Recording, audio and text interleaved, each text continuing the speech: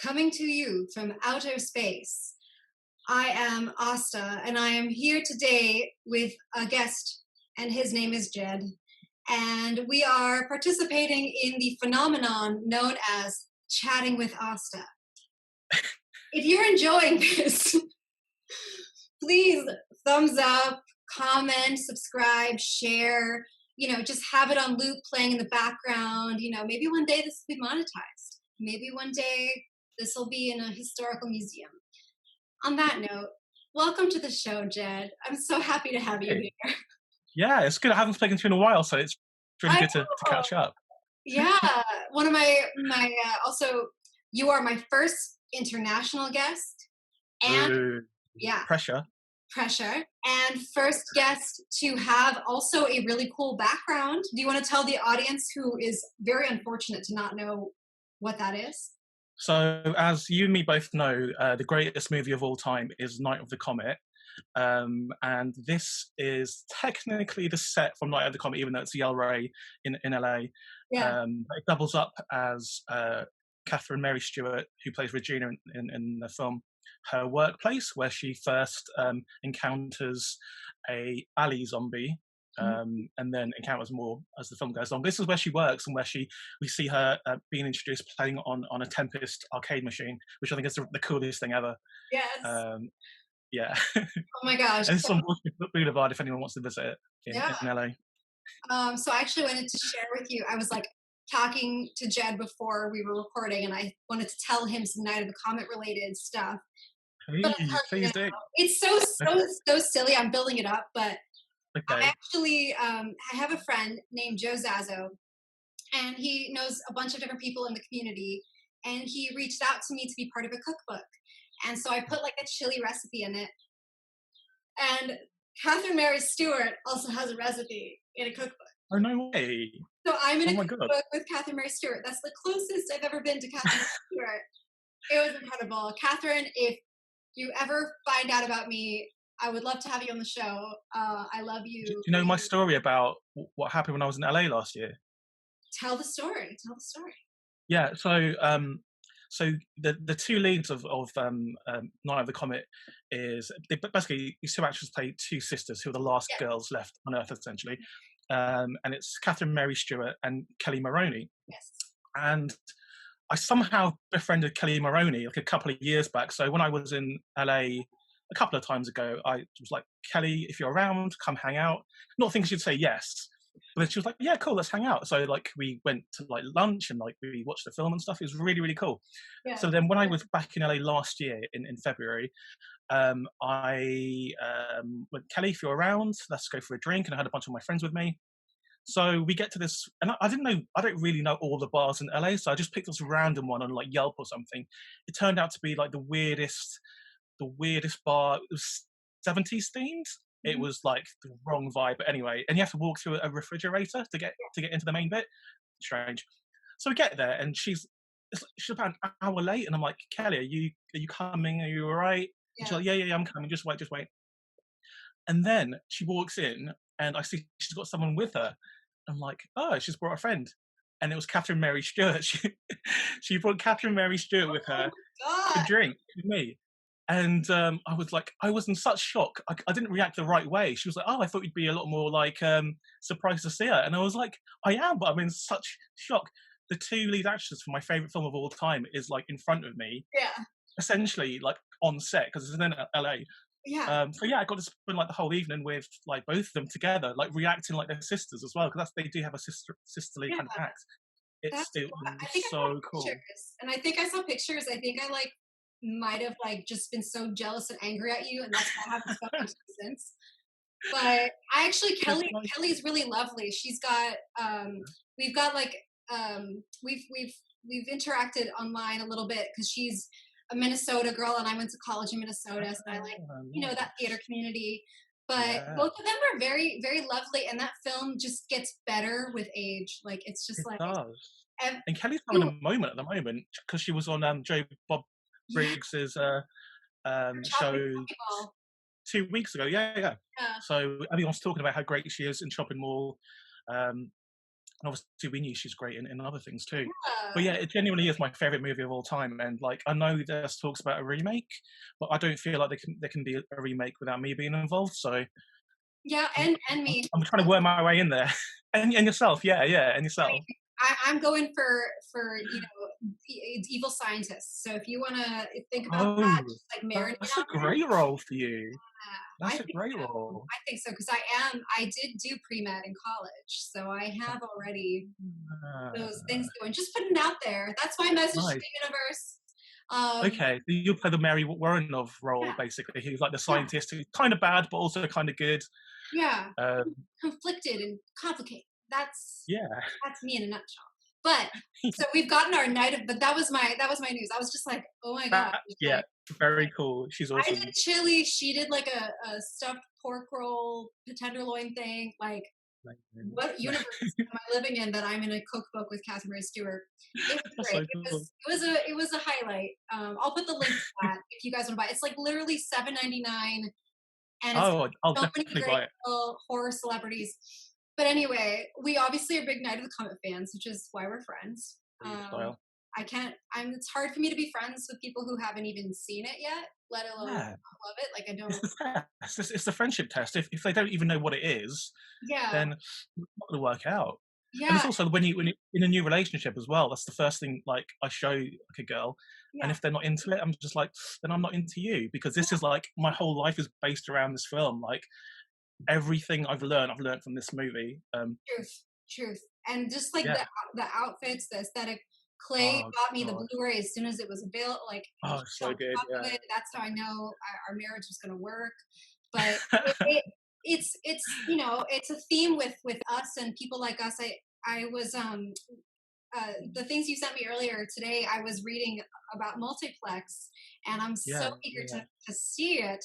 But it's Yeah. this idea of like talk about your relationship with movies. I mean, you and I are very similar. That Yeah. for whatever reason, we've been forced to watch a lot of movies, and it's become Yeah. our friends. Yeah. So essentially like movies are my life. I put it above everything. It probably to the detriment of relationships, like jobs and everything. Like I just think about movies.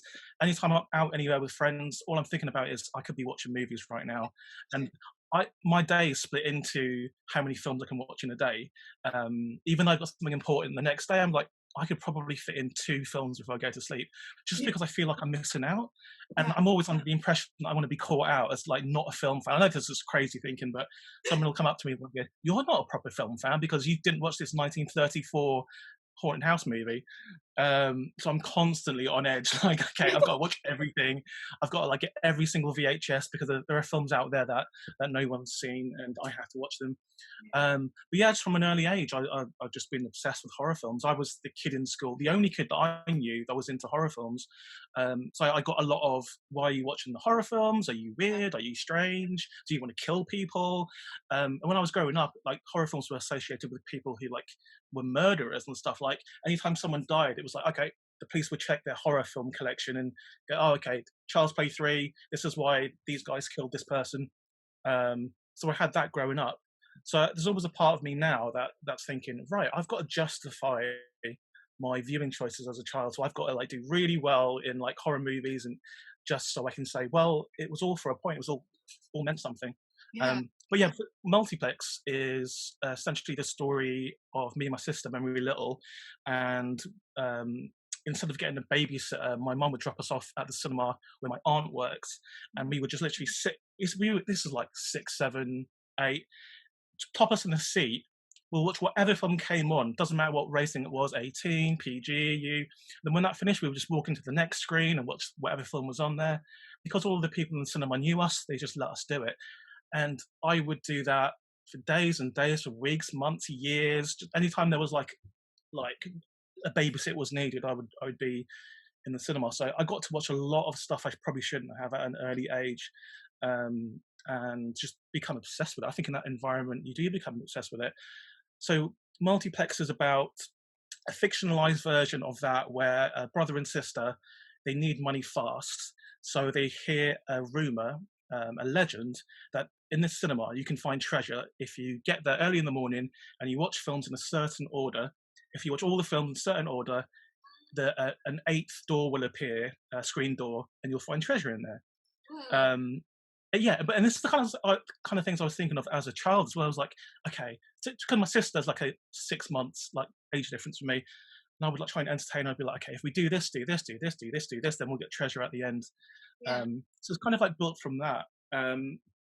Yeah, and also like I'm obsessed with like Amblin movies and like kind of kids adventure movies. So it's my way of making a British kind of Goonies type Yeah. film. Yeah.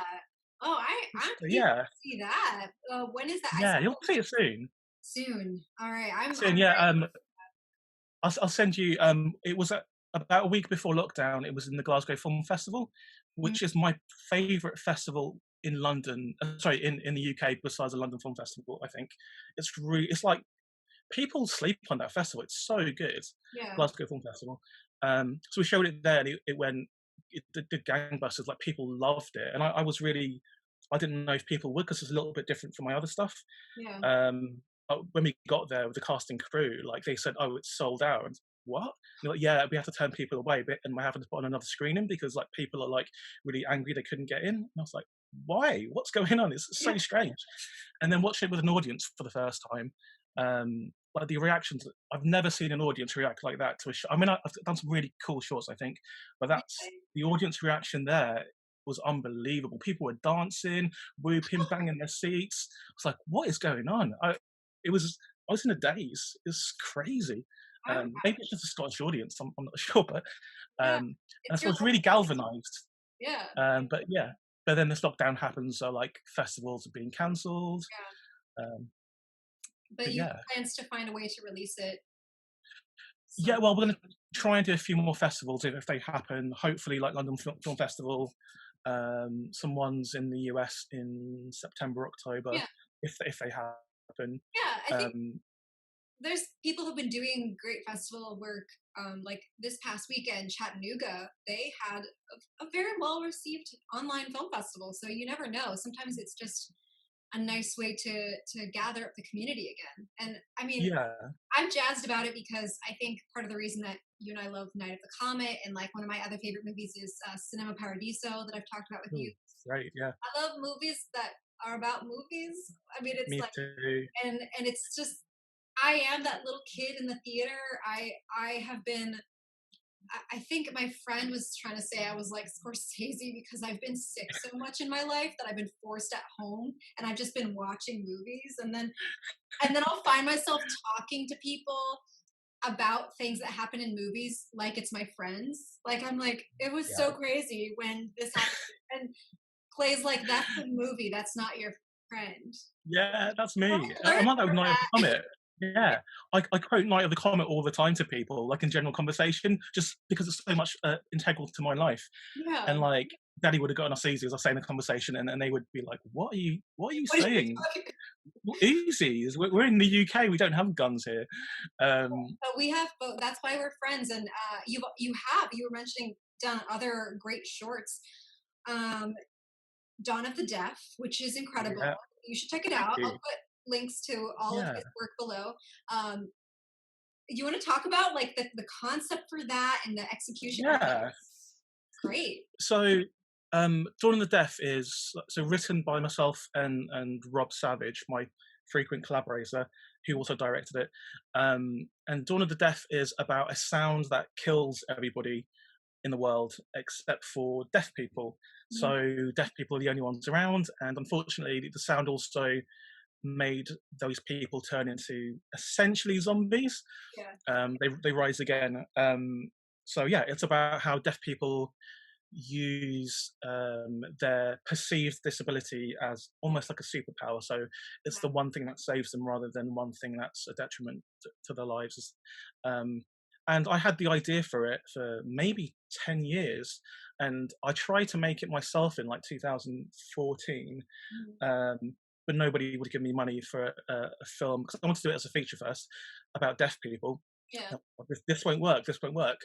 So the first time I ever met Rob Savage, we were in a pub, and I was like, literally the first sentence, like, "Hey Rob, got this idea for a film. It's called Dawn of the Deaf. Let me pitch it to you." And that was the first thing I ever said to him was Dawn of the Deaf. And then he was like, "Wow, that's really ambitious. Let's try and do something else first." So we made a little short called Absence, which was good. But Dawn of the Deaf, we knew we had something like special when we were making it, but I don't feel like the casting crew did. just from being on set, I felt like people thought, okay, this is just like feels like a student film.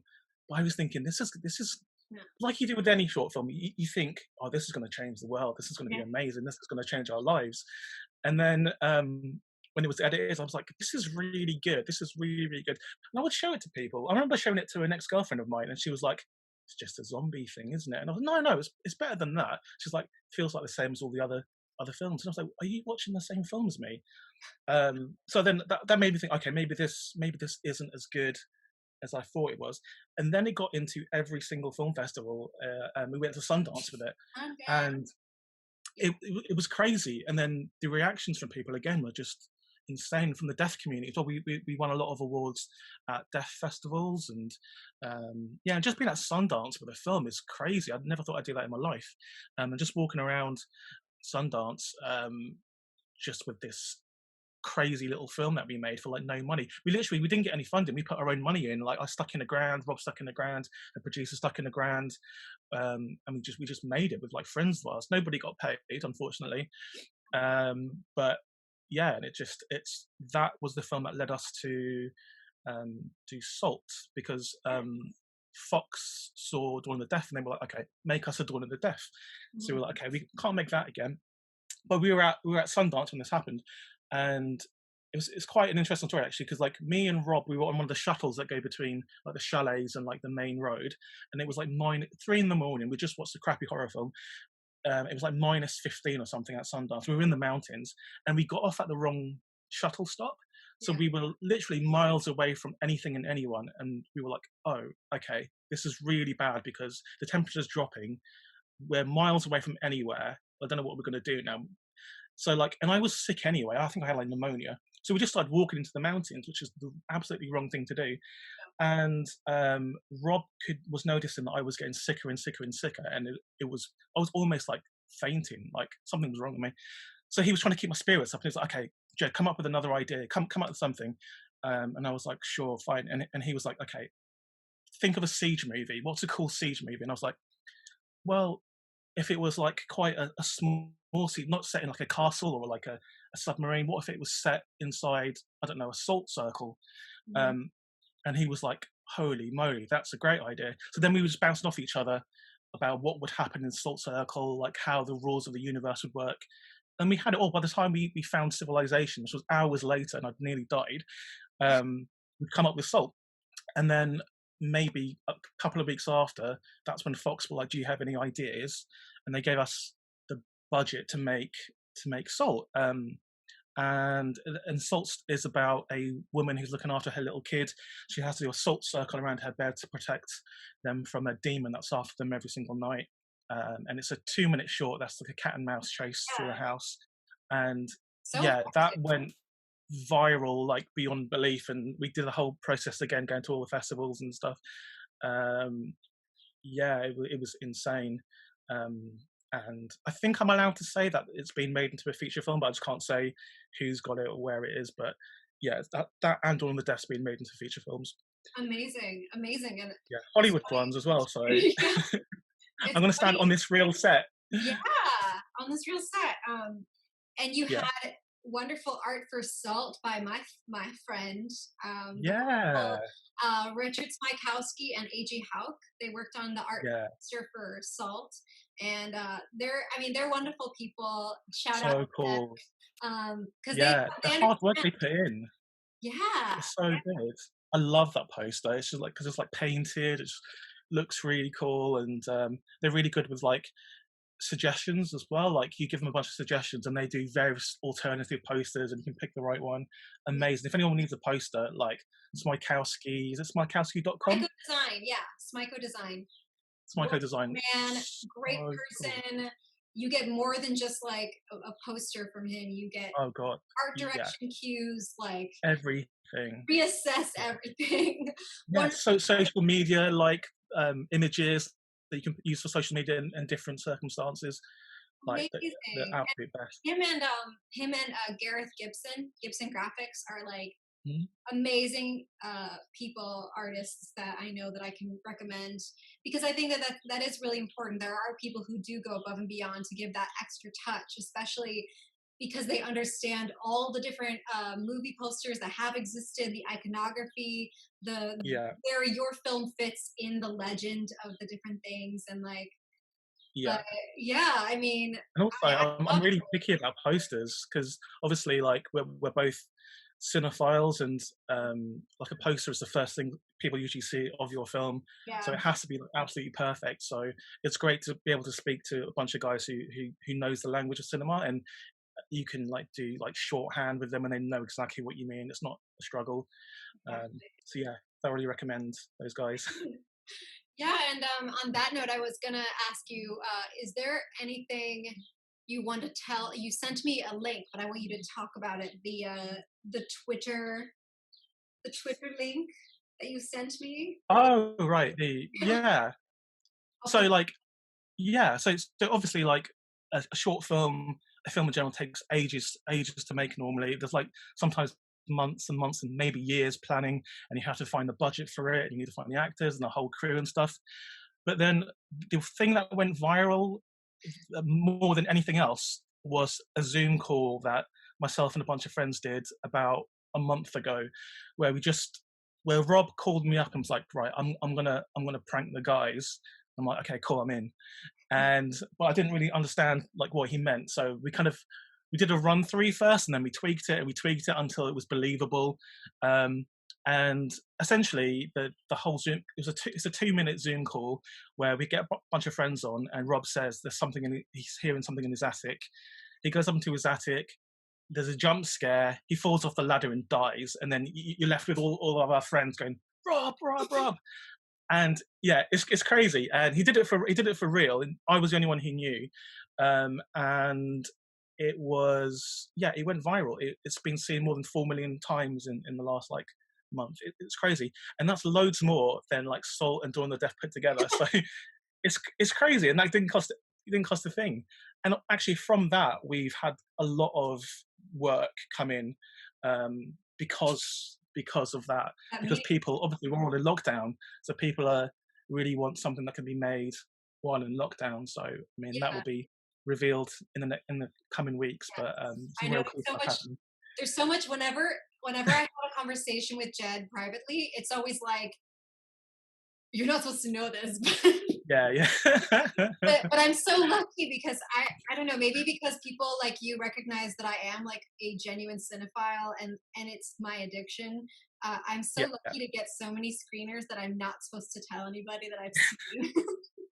But I'm like, they're like, Asta, why are you promoting that movie? It hasn't even come out yet. I'm like, it's really good. You need to know it. But trust me, anything that Jed puts his name on, like it is vetted, not just by me, but just like the cinephile heart. Like you are so driven by your love of like getting people in movies, watching them, enjoying them from wherever they can. And I mean, Yeah. that's incredible. And I- I'm oh, always very conscious. Like I'm always going to back to myself sitting in the cinema as a kid. What would I want to watch? What would like I always think, especially in short films, there has to be one moment of someone going "fuck yeah," like the yeah, audience saying "fuck yeah," and also the audience saying "oh fuck." Like yeah, the two fucks, like "oh fuck" is like "shit, I can't believe this has happened," and "fuck yeah, yeah," like "this is so great that this has happened." Like two moments like that in a short, even if the short film's 2 minutes, I want it to have those moments because I want the audience to engage and kind of almost have a visceral, interactive reaction to it. yeah. And on that note, I wanted to give you, since you are my first international guest and my Oh first yeah. guest to have also a cool Zoom background that is pretty tailored to my preference, I'm going to give you a two-part final question. Okay. First part is obvious. What are your movie recommendations recently? Ooh, And the okay. second part is, what's your message to the universe? Okay. So I've just added you on Letterbox, by the way, because I watched another video and you said you're on Letterbox. So I'm like, oh, I didn't follow Asta on Letterbox. I'm just, Um, yeah. Yeah, so obviously, Night of the Comet is my favorite movie. So if you haven't watched that, you really should. Yeah. It's usually on Netflix or on Amazon Prime. That's my number one. If not that, there's a film called Lovers on the Bridge, this French movie, which is Juliette Binoche, and it's about these two homeless people who live on a bridge in Paris. And it is one of the most beautiful movies you'll ever see, and just weird and funny because you never see a love story between like two homeless people on a bridge. And honestly, some of the shots they got it was at the time was the most expensive French film of all time, because the bridge they wanted to use in Paris was occupied and they could only use it certain times. So they went to another city and they built the bridge from scratch, including all the buildings in the background. They had to like build facades, but it's absolutely incredible. And there's quite a famous dance scene in it where fireworks are bursting in the background, and it's like insane. It's like pure cinema. So I'd recommend that. The other movie I would recommend wholeheartedly, and it's really underrated, is Waxwork 2: Lost in Time. um, and the reason why is because that movie single-handedly has the most good ideas in a movie I've ever seen. It is started by Anthony Hickox, who hasn't had the greatest career, but he's really, really, really intelligent. And it's about a guy who has to prove the innocence of his girlfriend, who is accused of murder. And he does that by going back in time to various different film scenes throughout history that collate evidence to prove her innocence. And you see him appear in Godzilla, in Aliens, in various different other like movies to collect evidence to prove his girlfriend's. And there's a rap at the end with the whole crew, which is the craziest, weirdest thing ever. And I remember watching this for the first time with VHS, and I was like, what is this movie? Who made this movie? Like, what happened to them? And I'm obsessed, but I watch it all the time just because I'm like, it's so free. Like, it's so freeing to watch a movie like that with no rules, and it's really interesting. So those are my top three at the moment. Yeah, awesome. And also your film's The Slightest Touch, and Eros Pine, and the Shadow Scarf as well. I like your singing in Shadow Scarf, by the way. Your singing's really good. Thank you. My husband just he always tries to force me to share my talents that he sees. And Yeah. it was not easy for him to get me to do that. I did not want to do that. I will tell you that I'm so spoiled. He wants to write things for me all the time. He's always writing things for me, but I always push back, and I'm such an asshole.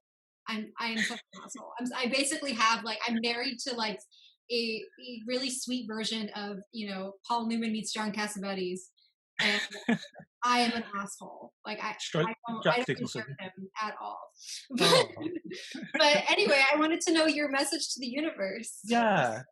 So one thing I think is quite important, I think now, especially while we're in lockdown, is everyone's really trying to do something worthwhile in lockdown. So my kind of message to the universe is, don't try to be noticed, do something noteworthy, because people are always trying to do something to elicit a reaction, make a video just that demeans themselves in order to kind of get views and stuff. But what you should be doing is trying to make something noteworthy, not just something to be noticed. So yeah, don't try to be noticed, do something noteworthy.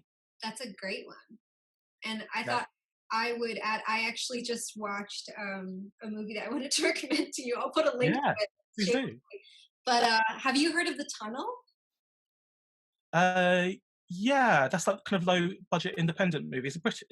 Found footage, Australian. I have seen that. Yes, I have seen that. Yeah. It's like a news crew, right? They go into the tunnel. Yeah. I just watched it last night. I'm going to link it, guys, because it's free online. So you don't need to buy the $65 DVD if you don't want to. But it's online for you to do. And if you want to watch found footage and get ideas for how to make stuff right now, I mean. Yeah. But everyone's trying to make found footage right now. Yeah. I've got a bonus. What? I've got a bonus message to the universe as well. And this is generally for people who are watching this who are maybe starting out and kind of want to get ideas or wonder how you get ideas. And my advice is, from an early age, just don't hang out with the popular kids, hang out with the weird kids, the strange kids, because they have the best stories. Popular kids have got it easy. They don't have any stories. They're not coming up against any struggle. So hang out with the weird people, the ones that people are ignoring, because yeah, chances are they could be a serial killer one day, but also that's a very interesting story. So like, yeah. So hang out with the weird kids, and I consider myself one of the weird kids, so Yeah. I would hang out with them. I mean, weird too. Well, thank Yeah. you so much for hanging out with me today, Jed. It was such a Thanks, pleasure Arthur. as usual, and virtual hugs, and talk to you later. Bye. Don't do things just to be noticed. Be noteworthy. And hang out with the weird kids. Provides the best inspiration.